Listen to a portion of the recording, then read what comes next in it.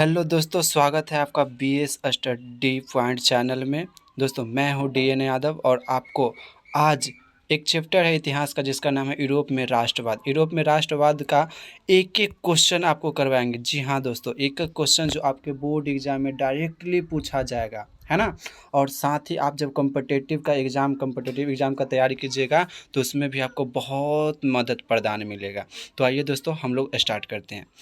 पहला क्वेश्चन है हम लोग का कि यूरोप का मरीज किसे कहा जाता है। दोस्तों इसका एकदम सिंपल से मतलब कह सकते हैं कि आंसर है, यूरोप का मरीज हम लोग तुर्की को कहते हैं। उसके बाद अगला क्वेश्चन देखते हैं, बोलता है जर्मनी राइन राज्य का निर्माण किसने किया था।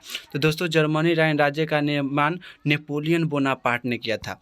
दोस्तों अगर आप लोग पढ़े होंगे तो आपको पता होगा कि जो नेपोलियन बोनापार्ट था वो क्या किया था कि जर्मनी राइन राज्य संगठन का स्थापना करके और यूरोप के हर एक देश में जाकर और राजतंत्र को बढ़ावा नहीं देकर राजतंत्र को क्या करता था, ख़त्म करने का काम करता था और लोकतंत्र की स्थापना करने के लिए लोगों को मोटिवेट करता था, है ना। इसी संस्था के द्वारा, यह एक संस्था का नाम है, ठीक है दोस्तों। अगला क्वेश्चन देखते हैं, कहता है कि राष्ट्रवाद की अवधारणा के जन्म किस घटना से माना जाता है। तो दोस्तों राष्ट्रवाद की जो अवधारणा का जन्म है वो फ्रांस की क्रांति से माना जाता है। दोस्तों फ्रांस की क्रांति आपको पता होगा 1789 की क्रांति, है ना। लुई सोलहवा को ही सबसे पहले गद्दी पर से हटाया गया था और तब से आज तक कहते हैं, नहीं तब से स्टार्ट हो गया, आज तक कह सकते हैं कि तब से स्टार्ट हुआ यूरोप में राष्ट्रवाद की अवधारणा जो अभी तक है, ठीक है। अगला देखते हैं, कहता है नेपोलियन संहिता किस वर्ष लागू हुआ था। तो दोस्तों नेपोलियन संहिता जो है यह 1804 ईस्वी में लागू हो गया था। अगला क्वेश्चन देखते हैं, गैरिबाल्डी पेशे से क्या था। तो दोस्तों आप लोग को पता होना चाहिए कि जो गैरिबाल्डी था वो पेशे से नाविक था। पेशे से नाविक करने का मतलब है कि उसका जो काम धाम था ना वो नाव चलाने का था। तो जो व्यक्ति का जो काम होता है वही पेशा कहलाता है, ठीक है। अगला देखते हैं, इटली तथा जर्मनी वर्तमान में किस महादेश के अंतर्गत आता है। दोस्तों आपको पता होना चाहिए कि इटली तथा जर्मनी जो है यह यूरोप महादेश के अंतर्गत में आता है। दोस्तों आप एक बात बताइए, हमारा भारत जो है यह किस महादेश में आता है, कमेंट बॉक्स में ज़रूर लिख के बताइएगा। ओके चलिए आगे देखते हैं। 1829 ईस्वी में एड्रियानोपुल की संधि किस देश के साथ हुई थी। तो आपको याद होना चाहिए यह जो संधि था यह यूनान देश के साथ हुआ था। अगला देखते हैं, फ्रैंकफर्ट की संधि कब हुई थी। तो दोस्तों फ्रैंकफर्ट की जो संधि है वो 1871 में भी हुई थी। इससे पहले एक हुई थी, उसके बारे में हम लोग यहाँ पे चर्चा नहीं करेंगे, यह इम्पोर्टेंट रखता है। अगला देखते हैं, इटली एवं जर्मनी के एकीकरण के विरोध निम्नलिखित में कौन सा देश था। तो दोस्तों इटली और जर्मनी के एकीकरण के विरोध एक देश था जिसका नाम था ऑस्ट्रिया। आपको पता होना चाहिए कि जो ऑस्ट्रिया का चांसलर था मेटरनिक, यह मेटरनिक कभी नहीं चाहता था कि इटली तथा जर्मनी का एकीकरण हो, क्योंकि इटली और जर्मनी पर पूरा के पूरा जो अधिकार जमैले था ना वो ऑस्ट्रिया का चांसलर मेटरनिक जमैले था। कोई राजा चाहेगा कि हमारा गद्दी हमसे कोई छीन ले, नहीं चाह सकता है, तो यह क्या था, बाधा डाल रहा था, है ना। अगला देखते हैं, काउंट कबूर को विक्टर एमोनियल ने किस पद पर नियुक्त किया था। दोस्तों काउंट कबूर को विक्टर एमोनियल ने प्रधानमंत्री के पद पर नियुक्त किया था। आपको पता होना चाहिए कि काउंट कबूर जो था वो यूरोप के सबसे बड़ा दोगला माना जाता था, जिसको हम लोग कूटनीतिज्ञ कहते हैं, है ना। अगला देखते हैं, बोलता है जालवेरियन कैसी संधि है। तो दोस्तों जो जालवेरियन है ना वो एक व्यापारियों की संधि थी, संस्था थी, सॉरी संधि नहीं संस्था, है ना, व्यापारियों की एक संस्था था। उसके बाद आगे बात करते हैं, रक्त एवं लौह की नीति का अवलंबन किसने किया था। तो दोस्तों रक्त एवं लौह की जो नीति का अवलंबन है वो बिस्मार्क ने किया था, है ना। अगला देखते हैं, नेपल्स की क्रांति कब हुई थी। तो दोस्तों नेपल्स की क्रांति 1821 में हुई थी। अगला, चार्टिस्ट आंदोलन कहाँ हुआ। तो चार्टिस्ट आंदोलन दोस्तों इंग्लैंड में हुआ था। यूनान को एक स्वतंत्र राष्ट्र घोषित किया गया था, कब किया गया था। तो 1832 में यूनान को एक स्वतंत्र राष्ट्र, एक अलग ही राष्ट्र बना दिया गया था। अगला देखते हैं, कार्बोनरी संगठन किस वर्ष हुआ था। तो दोस्तों कार्बोनरी संगठन किस वर्ष हुआ था, कहने का मतलब किस वर्ष स्थापना हुआ था। तो 1810 में हो गया था। दोस्तों इससे आपको बोर्ड एग्जाम में क्वेश्चन बहुत सारे पूछते हैं, जैसे कि आपसे पूछेगा कि काउंट काबूर से और मेजनी से एक मिनट, बोल रहा है कि कार्बोनरी संगठन का स्थापना किस वर्ष हुआ था? 1810 बोल दीजिएगा। उसके बाद अगर पूछता है कि बताइए मेजनी का संबंध किस संगठन से था, तो जो मेजनी था ना उसका संबंध जो था यह कार्बोनरी संगठन से था। और कार्बोनरी क्या है आपको पता होना चाहिए कि कार्बोनरी छापामार युद्ध करने वाली एक संस्था है। छापामार युद्ध करने वाली संस्था कहने का मतलब है कि छुपके से वार करना, है ना, छुपके से वार करता था और छुपके से वार करके जो राष्ट्र विरोधी लोग थे उनको छुपके से वार करके और ख़त्म करने का काम करता था। और इसका मेन उद्देश्य था अपने देश को आज़ाद करना, है ना। अगला देखते हैं, एड्रियानोपुल की संधि किन दो देशों के बीच हुई थी? तो दोस्तों जो यह संधि है तुर्की तथा रूस के बीच हुई थी। अगला देखते हैं, सेडान का युद्ध किनके बीच हुआ था? तो सेडान का युद्ध फ्रांस और पर्शिया के बीच हुआ था, आपको पता होना चाहिए। और अगला देखते हैं, पोलैंड के विद्रोह को किसने कुचल दिया था? तो जो पोलैंड का विद्रोह था इसको रूस ने कुचल दिया था। अगला देखते हैं, सन 1870 में फ्रांस और पर्शिया के बीच युद्ध कहाँ हुआ था? तो दोस्तों आपको पता होना चाहिए कि यह जो युद्ध है यह सेडोन में हुआ था। अगला देखते हैं, यूरोप वासियों के लिए किस देश का साहित्य एवं ज्ञान विज्ञान प्रेरणा का स्रोत रहा है?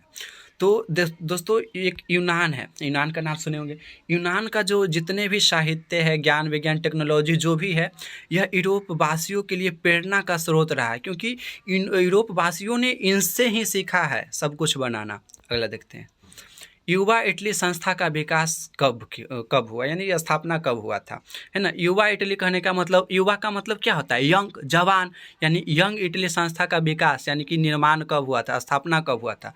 तो किसने किया था, कब और किसने किया था? तो किसने किया अगर बोलता है तब इसमें क्या हो जाएगा? मेजनी हो जाएगा, है ना। अगला देखते हैं, बिस्मार्क निम्न में से क्या है? तो बिस्मार्क जो था यह एक कूटनीतिज्ञ व्यक्ति था। अगला देखते हैं, सार्डिनिया पिडमाउंट का शासक कौन था? दोस्तों सार्डिनिया पिडमाउंट का जो शासक था जिनका नाम था विक्टर एमोनियल। और विक्टर एमोनियल ने ही मतलब ये थे काउंट काबूर को प्रधानमंत्री के पद पे नियुक्त किए थे। अगला देखते हैं, यूनानी स्वतंत्रता आंदोलन के दौरान कौन ब्रिटिश कवि शहीद हुए थे? आपको पता होना चाहिए कि एक व्यक्ति थे जिनका नाम था लॉर्ड बैरन ही शहीद हुए थे उस समय। अगला देखते हैं, जलवेराइन की स्थापना किस राज्य ने किया? तो यह जो था यह पर्शिया किया था। अगला देखते हैं, हंगरी की भाषा क्या है? जो दोस्तों हंगरी का जो भाषा है वो है मैग्यार, है ना, एक भाषा का नाम है। यूनान के स्वतंत्रता संग्राम में किसकी पराजय हुई थी? दोस्तों आपको पता होना चाहिए कि यूनान का जो स्वतंत्रता संग्राम हुआ था उसमें तुर्की की हार हुई थी, है ना। अगला देखते हैं, मारियान किस देश के राष्ट्रवाद के प्रतीक है? तो यह जो फ्रांस के मारियान एक राष्ट्रवाद का प्रतीक है वो फ्रांस देश का है ना। अगला देखते हैं, यूरोपीय सभ्यता का पालना किसे कहा जाता है? तो यूनान को कहा जाता है ना। कहने का मतलब जितना भी यूनानी सभ्यता में कुछ होगा और कॉपी करने का काम यूरोपवासी द्वारा किया जाता है, यूरोप सभ्यता द्वारा किया जाता है ना। सभ्यता का मतलब होता है कि वह जगह जहाँ पे मनुष्य रहते हैं, पढ़े लिखे रहते हैं ना, उसको हम लोग सभ्यता के नाम से पुकार सकते हैं। अगला, एक्ट ऑफ यूनियन किस वर्ष पारित हुआ था? तो दोस्तों एक्ट ऑफ जो यूनियन है वो 1807 में पारित हो गया था। अगला, 1789 की फ्रांसीसी क्रांति के समय वहाँ किस राजवंश का शासक था? दोस्तों आपको पता होना चाहिए कि वहाँ एक व्यक्ति थे जिनका नाम था लुई सोलहवां। और लुई सोलहवां जो थे यह बोर्बो वंश का शासक था, है ना। जिस प्रकार हमारे यहाँ होता है यादव, है ना, राजपूत, जाटव, उसी प्रकार वहाँ भी हर एक प्रकार की जातियाँ वंश हुआ करती है। तो एक वंश था जिसका नाम था बोर्बो वंश का ही शासक थे।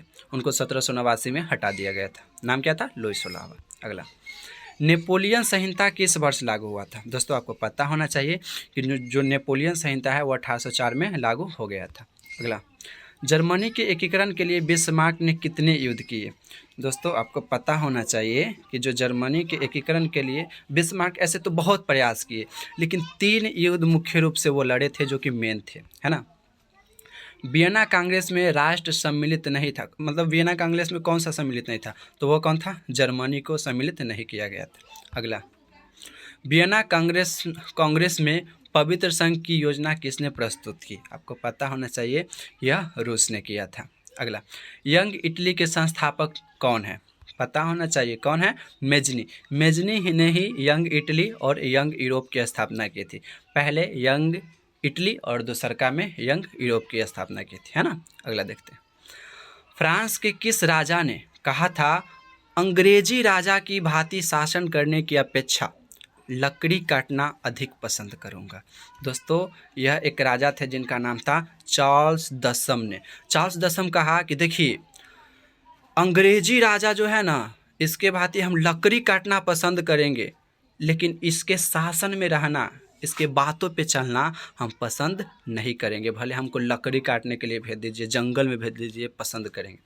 अगला देखिए, पर्सा का शासक कौन था? दोस्तों, पर्सा का जो शासक था जिनका नाम था विलियम प्रथम, है ना। यूरोप का मरीज किसे कहा जाता है? Very very important question. Europe का मरीज जो है यह दोस्तों तुर्की को कहा जाता है। अगला देखते हैं, नेपोलियन ने जर्मनी में किस संघ की स्थापना की? पता होना चाहिए, जर्मनी राइन राज्य संघ। ओके, अगला देखते हैं, किस संधि द्वारा स्वतंत्र यूनान राष्ट्र की स्थापना हुई थी? दोस्तों, बोल रहा है कि किस संधि के द्वारा। संधि का मतलब क्या होता है? संधि का मतलब होता है मेल मिलाप। अपना गांव समाज में देखते हैं, औरतिया सब लड़ती है तो औरतिया सब लड़ लेगा, ओकरा बाद ओकर मर्दावा सब मिल के पंचायती करवाता है ना। तो पंचायती हमारा यहाँ कहता है, लेकिन जब वही मेल मिलाप देश में होता है तो ओकरा हम लोग बोलते हैं संधि, है ना। तो बोलता है किस संधि द्वारा स्वतंत्र यूनान राष्ट्र की स्थापना हुआ था?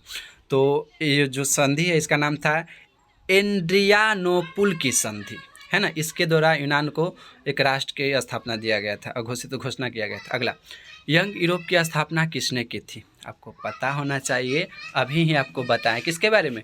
मेजनी के बारे में, है ना। अगला देखते हैं, नौ गुएल्फ आंदोलन कहाँ हुआ था? दोस्तों, यह इटली में हुआ था, है ना। अगला, मेटरनिक कौन था?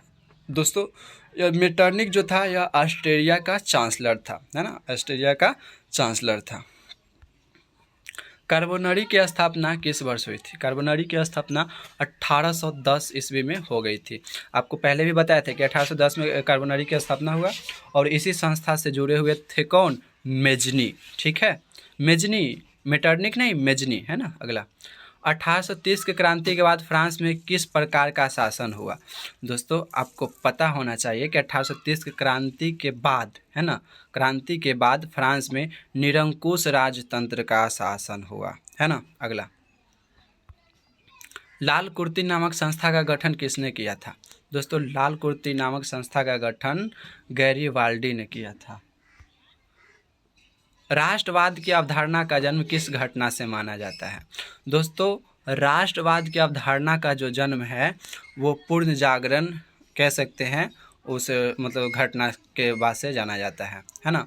ऐसे हम लोग फ्रांस की क्रांति भी कह सकते हैं, लेकिन दोबारा आप लोग देखे होंगे कि 1789 में हटाया गया, फिर कुछ ऐसे विधि आया जिसमें फिर राजा के बेटा को ही राजा बनाया गया, लेकिन फिर हटाया गया, फिर लोग पुनः जागरण हुए ना, उसके बाद से दोबारा राष्ट्रवाद ही रहा, राजतंत्र आने की भावना मतलब प्रकट ऐसा सामना नहीं करना पड़ा। अगला देखते हैं, रक्त और लौह की नीति किसने अपनाई? पता होना चाहिए किसने? बिस्मार्क। तो दोस्तों, बस आज के लिए इतना ही, मिलते हैं किसी और अगले वीडियो में।